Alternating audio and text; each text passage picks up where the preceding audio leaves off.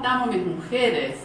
Segurito que con el mate, como todos los jueves a la tardecita. Aquí estamos todas juntas, reunidas con mi equipo, un equipo maravilloso. Somos unas compañeras increíbles. Y tenemos hoy como invitada a Inés Garrigós, que lo habíamos prometido la semana pasada, pero tuvo un inconveniente, Inés, que no pudo venir. Creo que el programa lo salvamos bien, estuvimos con María Rosa tete a tete, no nos alcanzó el programa.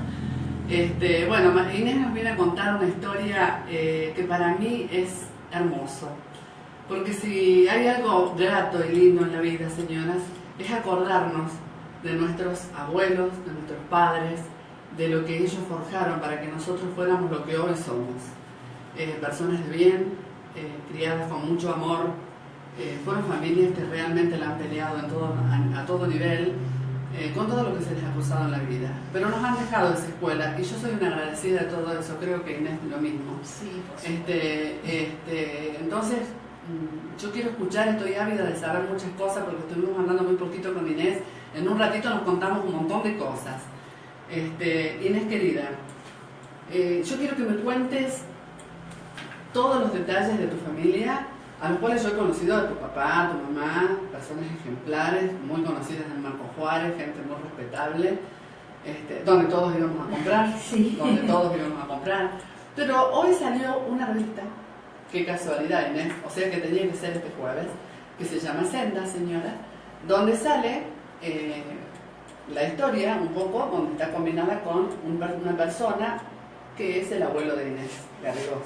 Sí, bueno, empecemos por ahí. Hola, buenas tardes, Inés. Gracias, Tere, por la invitación y nunca terminaré de pedir disculpas por el inconveniente de la semana pasada. Ya está. Bueno, para contar mi historia yo tengo que empezar por la historia de mis abuelos.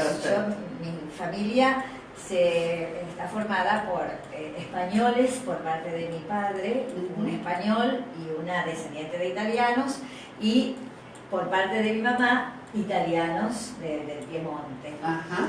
Mi abuelo Garrigós sí. Llegó al país a los 18 años. Ah, mira.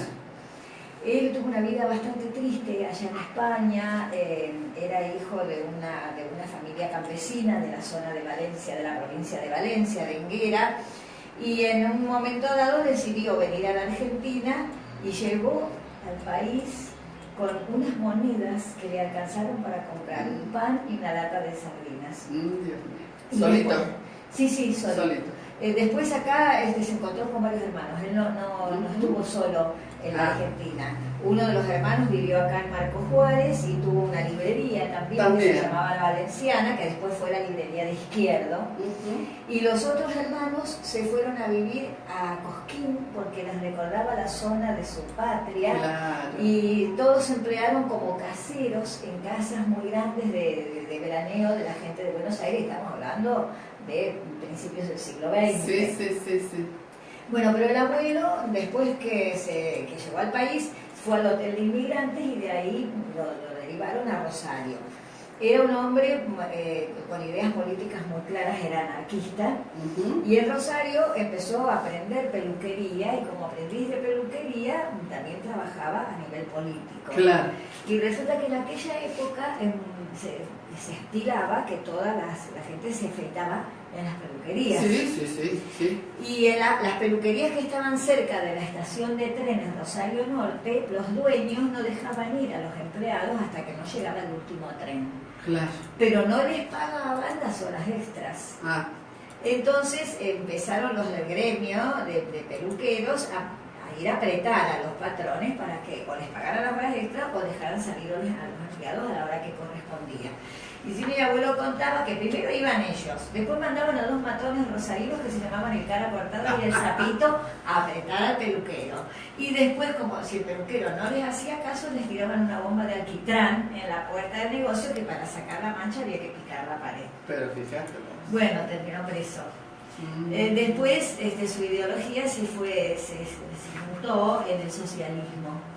Bueno, después cuando él vino a Marco Juárez, que se casó con mi abuela, que era una mujer muy linda, descendiente de italianos, acá militó en el socialismo y fue el primer concejal socialista de Marco Juárez Y esa es la foto que hoy veo en la revista Sendas, en la penúltima página, la página 30, dice Loinas con empleados municipales. En realidad, los empleados municipales están al fondo, pero los que están con Loinas son los concejales. Y este es mi abuelo José Garrigós, el primer concejal socialista que tuvo Marco Juárez durante la intendencia de Loinas.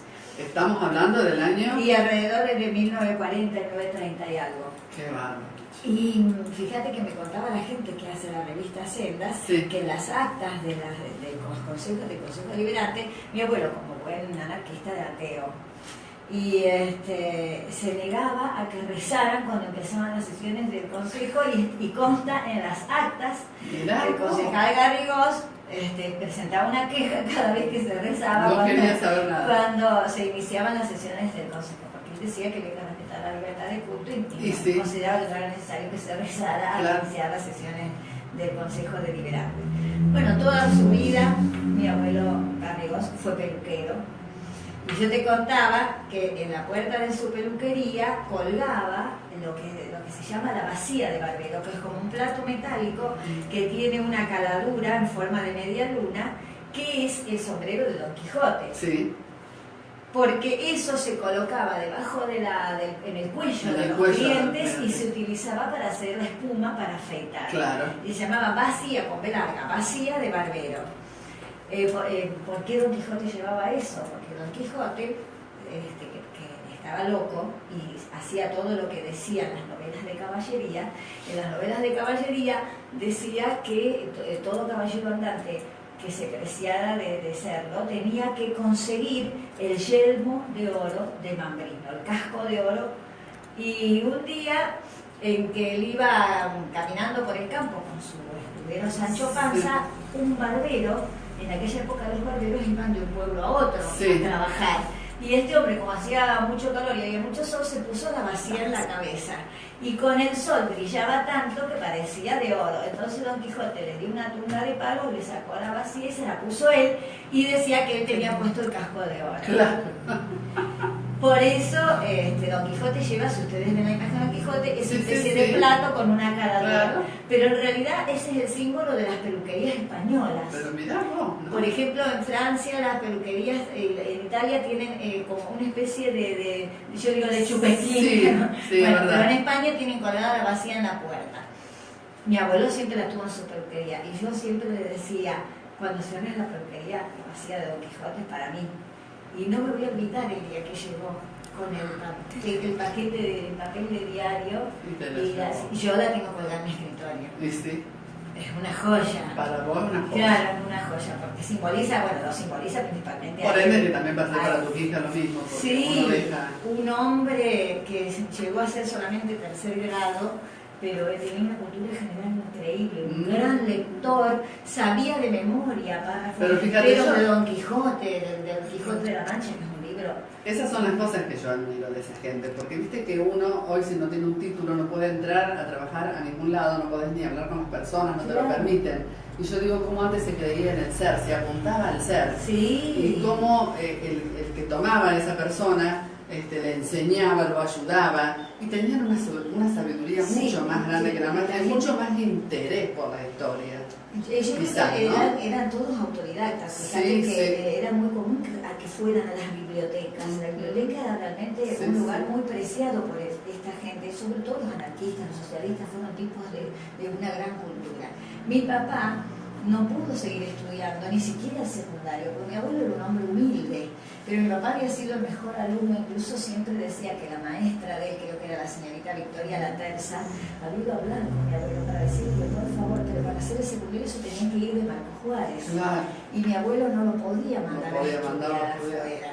Así que lamentablemente mi papá no pudo hacer el secundario, pero tenía una cultura general muy superior a la de cualquier universitario actual. Tu papá era muy inteligente. Muy inteligente, un hombre que veía muchísimo, también socialista, y era asiduo de las bibliotecas hasta que tuvo una librería a los 20 años.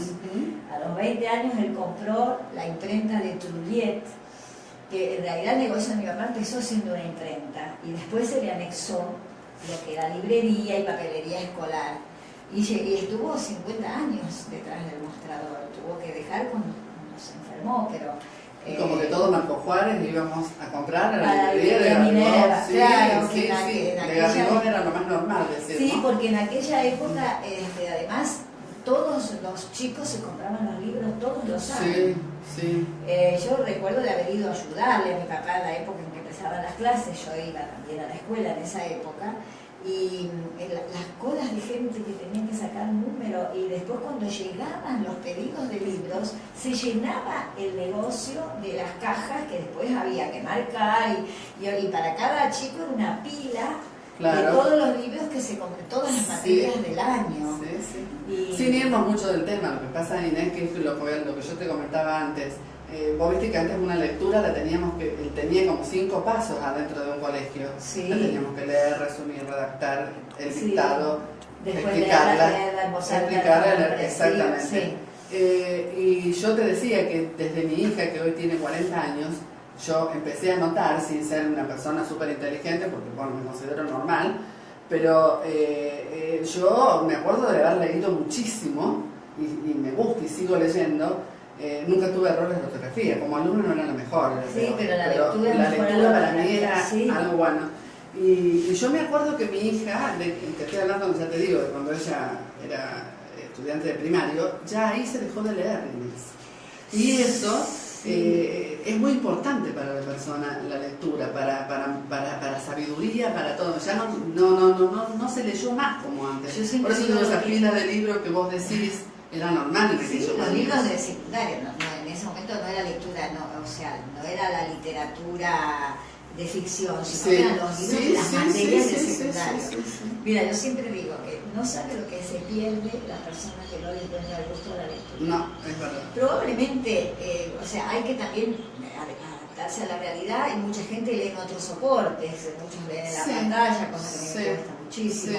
Están los libros electrónicos, pero el placer de la lectura, bueno, otros dirán que para ellos es lo mismo mirar una buena serie por televisión. Por eso, por supuesto, somos todos diferentes personas, cada uno. Pero la lectura mejora el vocabulario, mejora la ortografía. Es que los chicos de ahora no tienen errores, tienen horrores de ortografía. Sí, porque...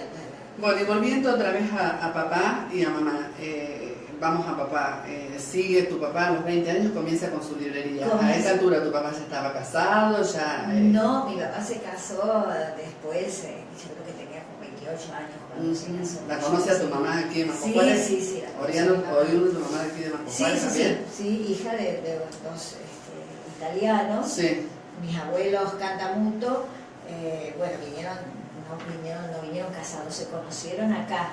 Mi nona vino con su papá y su hermana. Fíjate que no vinieron huyendo del hambre y de la miseria, sino porque siempre contaba mi nona que el abuelo de ella había sido alcalde del pueblo, síndico, decían ellos, y fue perdiendo la vista el abuelo de mi abuela, y no firmaba nada si la nieta no se lo leía previamente.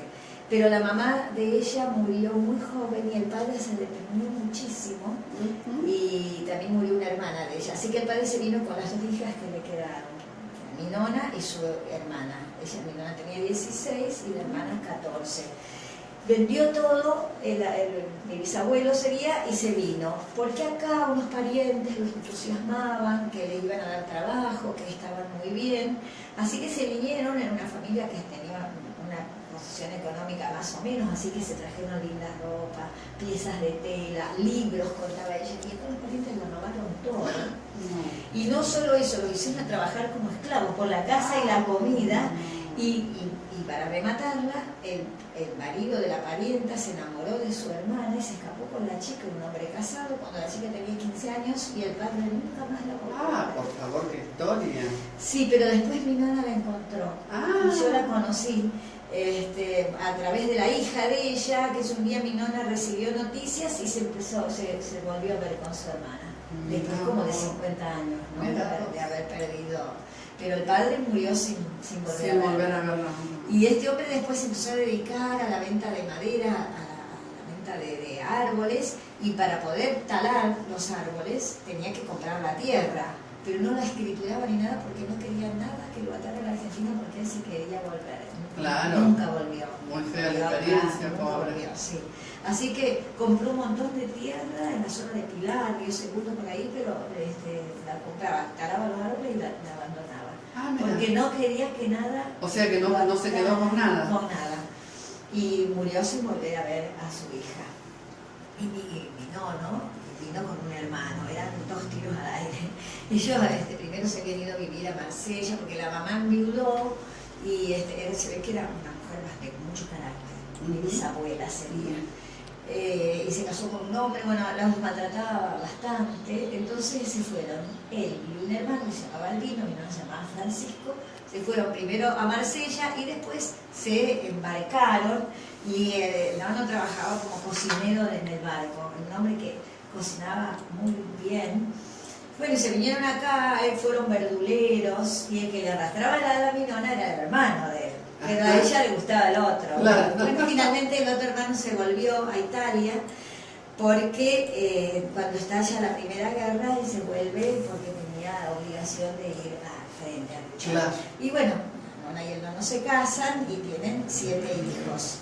Y te cuento la historia del tío Resulta que cuando estalla la segunda, bueno, él en la guerra casi muere congelado, lograron salvarlo, pero cuando viene la Segunda Guerra, él tenía un hijo varón, creo que era el único hijo varón, que decide escaparse porque no se quiere alistar en el frente.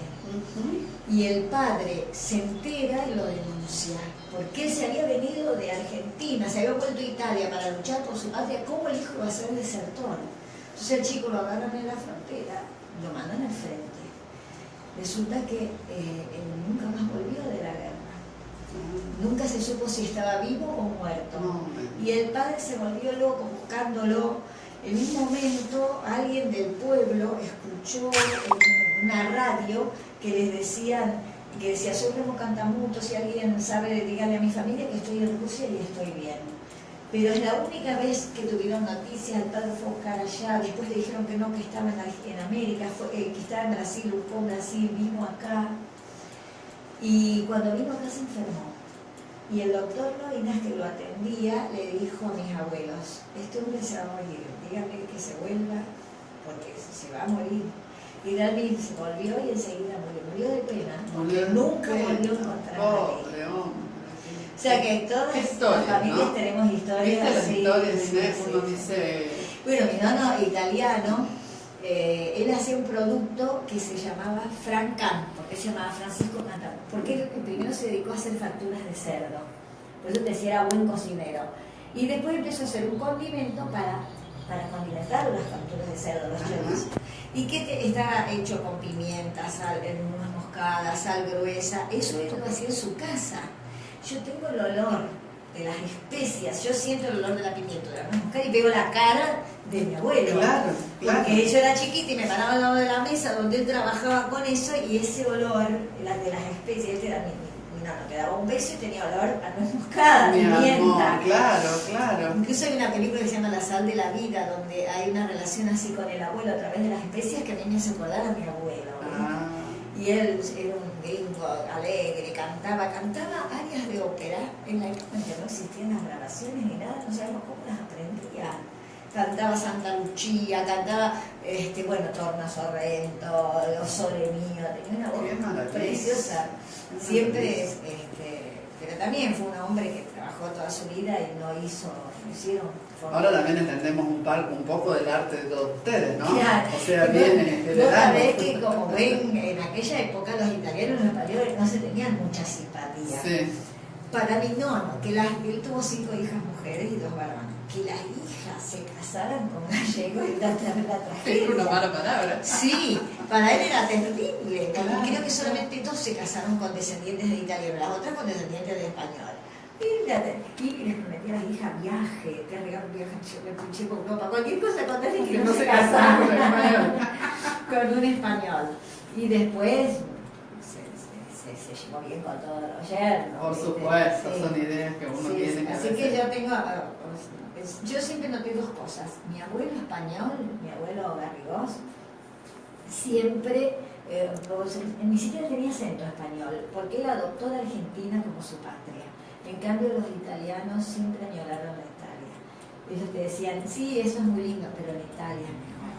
Claro, sí. Nada como en Italia, la añoranza. En cambio, José Garrigós fue argentino por adopción y su patria fue la Argentina. Bueno, ahora cuando vamos a hacer un cortecito, Inés, un minutito, nos vamos a tomar un ratitín, porque esto está re importante y falta bastante. Tiene que hablar de su papá todavía, Inés, su papá y su mamá.